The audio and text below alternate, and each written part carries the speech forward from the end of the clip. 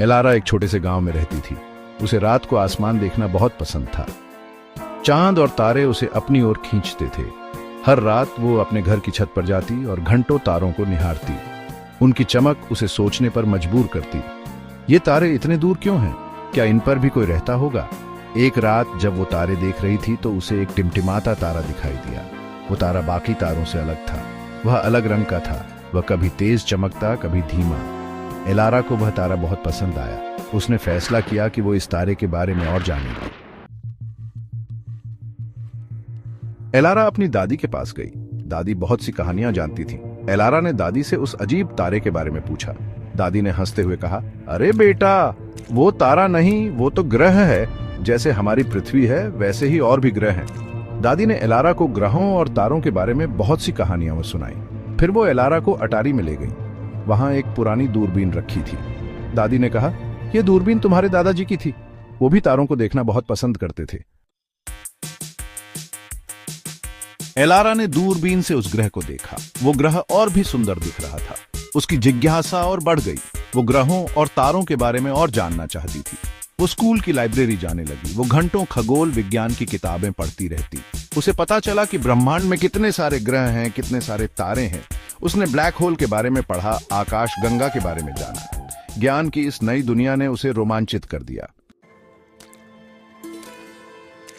Elara ने विज्ञान की पढ़ाई में बहुत रुचि लेना शुरू कर दिया। वह कक्षा में सबसे आगे रहती। उसके शिक्षक भी उसकी लगन और जिज्ञासा से बहुत प्रभावित थे। वे उसे खगोल विज्ञान के बारे में और जानने के लिए प्रोत्साहित करते। एक दिन एलारा के स्कूल में एक विज्ञान मेला लगा। वहां अंतरिक्ष और ग्रहों के बारे में एक प्रदर्शनी थी। एलारा ने वह प्रदर्शनी घंटों तक देखी। उसने वहां मौजूद वैज्ञानिकों से सवाल पूछे। तब उसके मन में एक सपना पनपा।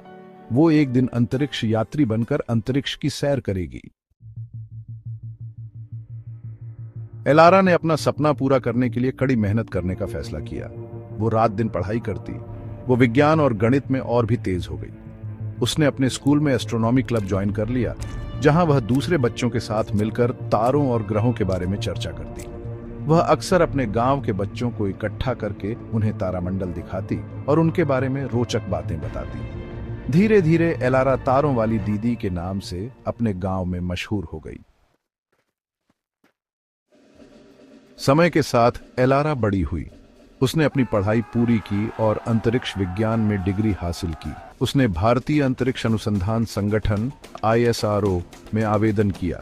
उसकी प्रतिभा और समर्पण को देखते हुए उसे अंतरिक्ष यात्री प्रशिक्षण कार्यक्रम के लिए चुन लिया गया। प्रशिक्षण बहुत कठिन था।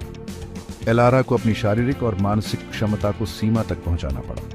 उसने कठोर परिश्रम किया और कभी हार नहीं मानी। आखिरकार वो दिन आ ही गया जिसका एलारा को बेसब्री से इंतजार था। उसे एक महत्वपूर्ण अंतरिक्ष मिशन के लिए चुन लिया गया। इस मिशन का उद्देश्य था एक नए ग्रह की खोज करना जो पृथ्वी के समान हो सकता था। एलारा और उसकी टीम अंतरिक्ष यान में सवार होकर अनजान दुनिया की ओर रवाना हुए। अंतरिक्ष से पृथ्वी को देखना एक अद्भुत अनुभव था। एलारा का मिशन सफल रहा। उन्होंने एक नए ग्रह की खोज की जहां पानी और हवा मौजूद थे, जीवन की संभावना थी। यह खोज मानव जाति के लिए एक बड़ी उपलब्धि थी। एलारा अपने मिशन को सफलतापूर्वक पूरा करके पृथ्वी पर वापस लौटी। उसका स्वागत एक हीरो की तरह किया गया। वह पूरी दुनिया में अपनी बहादुरी और ज्ञान के लिए प्रसिद्ध हो गई। आज एलारा लाखों बच्चों के लिए प्रेरणा है। उसकी कहानी यह बताती है कि अगर मन में लगन हो और इरादे नेक हों तो कोई भी सपना पूरा किया जा सकता है, चाहे वो सपना कितना भी बड़ा क्यों ना हो।